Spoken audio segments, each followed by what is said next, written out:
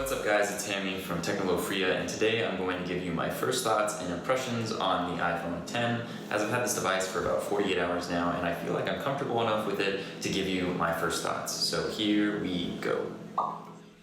First off, we have to talk about this screen. At 5.8 inches and an 18:9 aspect ratio, this is a completely different design than we've ever seen on an iPhone before, and I have to say that upon first glance, I was instantly in love.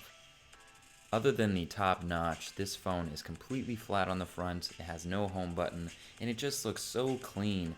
And as you look around the edges, it actually has a stainless steel border rather than the previous aluminum casing, and I have to say, not only does it look better, it looks more upscale, it feels that way too. This thing just feels like a machined gem, and it just shines and glistens. As you can see, I have the space gray model, and the border is actually darker than the silver one, and I really like that.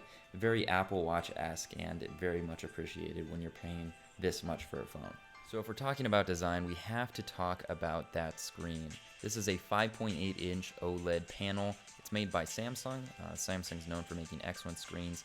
This one is, however, not as punchy as the S8 and Note 8 lines. It is a little more natural looking.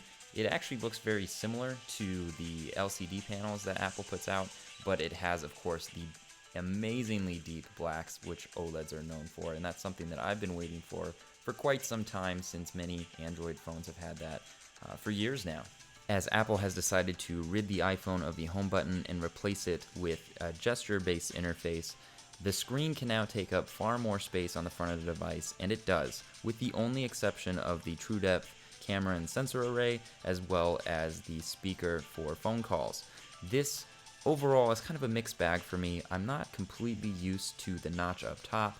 I think it is iconic for this device. However, I'm really hoping that over time I start to notice it less and less, as when I'm watching video, I definitely see the notch, and it is slightly distracting as the two sides are not symmetrical, but we will work through that. I'll let you guys know what happens in my full review that will be coming up shortly.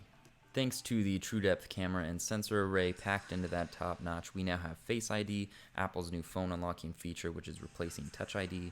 So far, it has worked better than Touch ID for me, but it does take slightly longer due to the fact that you do have to swipe up on the screen, so we'll see how it goes after a little bit more testing, but I will definitely keep you guys up to date on that.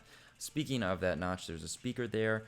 We also saw the speaker below. These are actually surprisingly loud, even more so than my iPhone 8 Plus, so I'll give you a listen.